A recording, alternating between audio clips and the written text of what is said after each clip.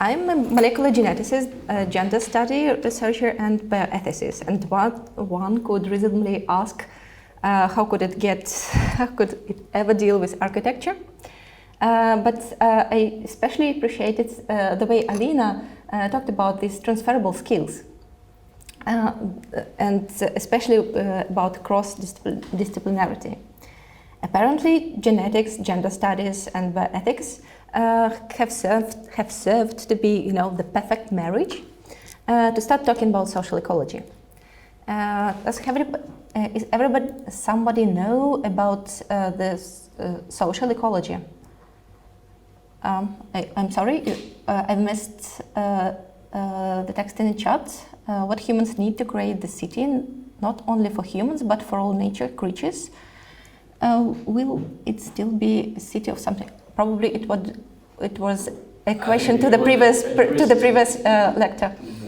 Nastya, could you please reply in a chat for us? I think it's a topic of all the meeting and all the Rhisoma projects. So it's not like a question to one of the lecturers, but also it's a topic of all our work.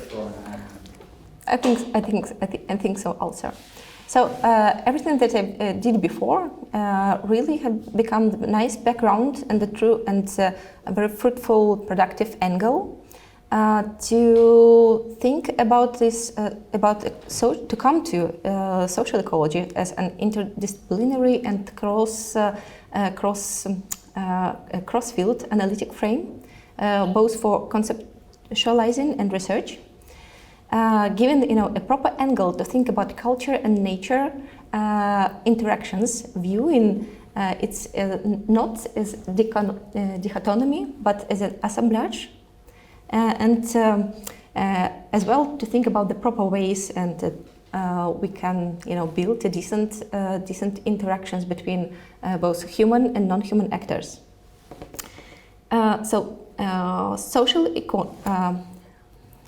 Okay, about the plan.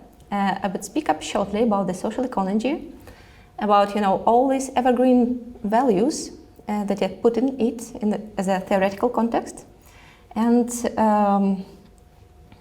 the brand ethical jewelry would serve as a nice example on how to deal with it and how to run the fashion brand based on values.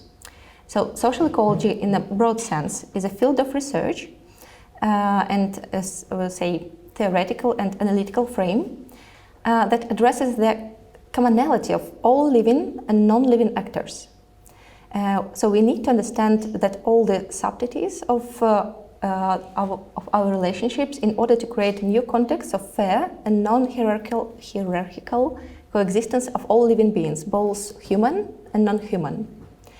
And that means, theoreticists of social ecology, they tend to deepen our sense of, wonder and our aspiration for creative and non-violent, let's say, presence in our lives, revisioning actually the very concept of anthropology, and namely thinking about the anthropology beyond the human, and actually challenging by this the very foundations of the anthropology, calling into the questions, the central assumption about what it means to be human, and thus distinct from all other life forms. For instance, conceptualizing on how our other beings see us, and the very fact that other beings see us changes the sense of events. Yeah, challenging the assumption that human is a crown of creation, but exploring the way in how we relate to other kinds of beings.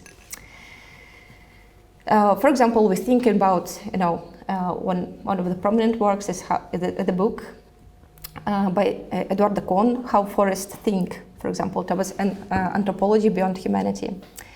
So the very concept, put it in shortly, invites us to step out of the anthropological view and re-evaluate how humans can interpret the world, stressing that the field of anthropology has been too short, before that, and has not yet fully explored. One of the most prominent voices in social ecology is an anarchist, Murray Bookchin.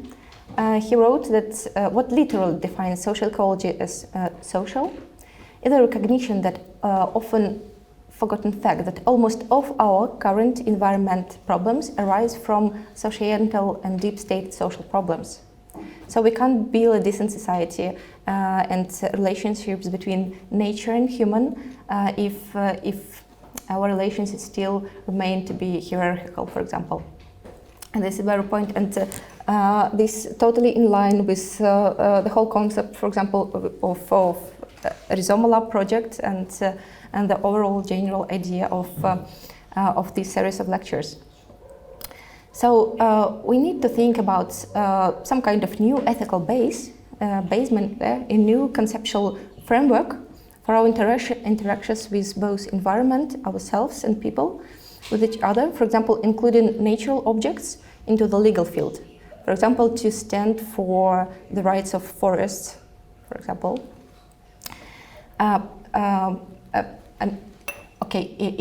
Let's agree that if you have some questions, you just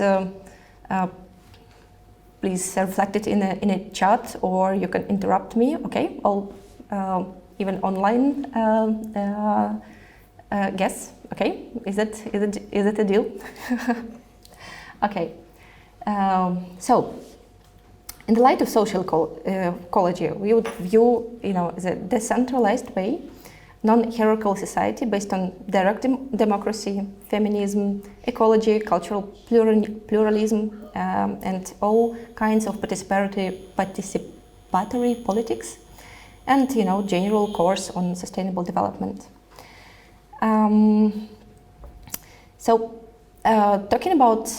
Talking about more about Vaseta brand, that people always unite around values.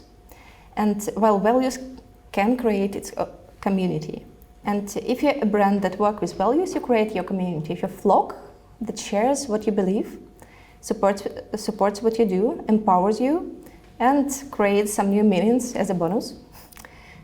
So we have come up with a way to give a lifetime warranty for the jewelry made from recycled materials. The Vaseta items, they can tell the story of things that it was before. Broadcasting values that meaningful to you, gathering a community about you, around you, and it actually finally learned how to convert cup rings, these plastic cup rings, into euro. And speaking about commercial ways of commercialization of such kind of green enterprises. It just happens that Vaseta is like all about values, and if you look at our brand through the daylights, then everything we do is about the value of resources, conscious consumption, nature, people, and life with integrity, and the single as a whole.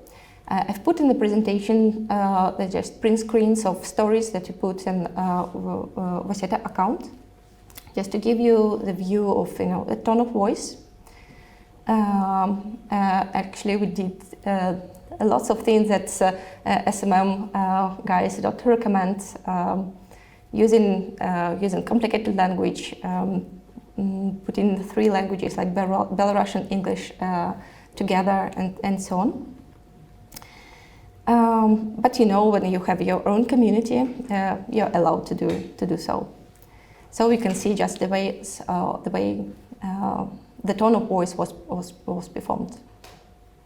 Caring, and thinking about the conscious consumption, for example, and as for me, being more from an academic field, not from fashion design or something like that, we had to educate ourselves, in a very short way, and we've attended actual lectures about contemporary fashion, and please meet Tad Norton. It's a very beautiful very beautiful project on conscious consumption. It's called Mercedes.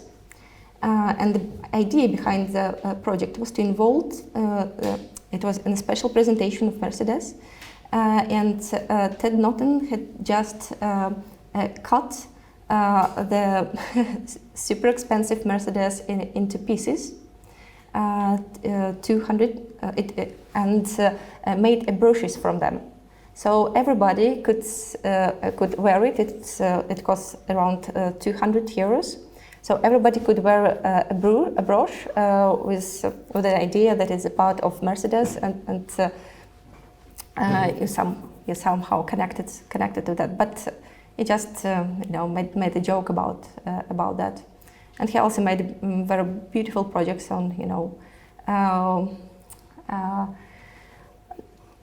on exclusive things made from gold, for example. But you could order some item, just chewing your gum or modeling clay, and then send it to him, and he made very expensive from titan or gold or whatever material. So then, not to make it very, how to say it, make it more available. Okay, in Voseta we are talking about the history of things. We discovered that, for example, you can tell, people generally like the stories, and if you can get the thing made from a recycled material, it would be great if you know the prehistory of that. And the Boutique collecting, soul jewelry items like earrings or whatever, and it was like a treasure island. It was that kind of advertising. It was both on English and Belarusian, and we put the boxes in Corpus 8 in Minsk, and there are lots of treasures that you can even not expected to receive.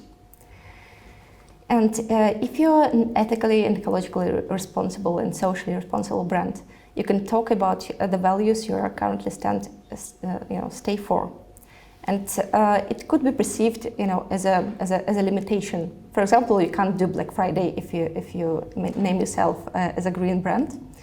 But if you look at it deeper, the freedom of your expression is really infinite. For example, you really can share freely what you stand or believe, celebrating values. Actually, all kind of values, for example. And it was the time of a process, and one of my colleagues just sent us the piece of aluminium that was unused for the headquarter department in Geneva of United Nations building, and we made the bracelets. It was the time of the process. The bracelets that were spread for free with symbolic statements that was actual for that time, like "Кусь за Беларусь", "Прагни свободы ти бери" и так далее. It's really important to think about the power of community. For example, we've invited prominent ecologists in Belarus and activists to create any kind of designable forms for earrings, for example, like from recycled silver. And we invited them and collaborated with them, advising to create their own designs. So this was the way it was packed, and every item, like materials for these packages, it was all about recycled materials, and that was really important. So it was both unisex.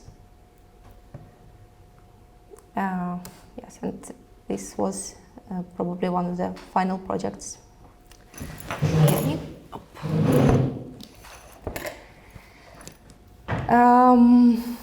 What I would like to say in the conclusion, I think it's really important, moving somehow the industry setting the example, broadening the view of your audience, and sharing with it the values you strongly stand for. It's more than important, especially nowadays in the world that's where the only recipe of existence of the project in the world of uncertainty. Otherwise, the world will overtake you too fast. So, thank you so much. Maybe you have some questions.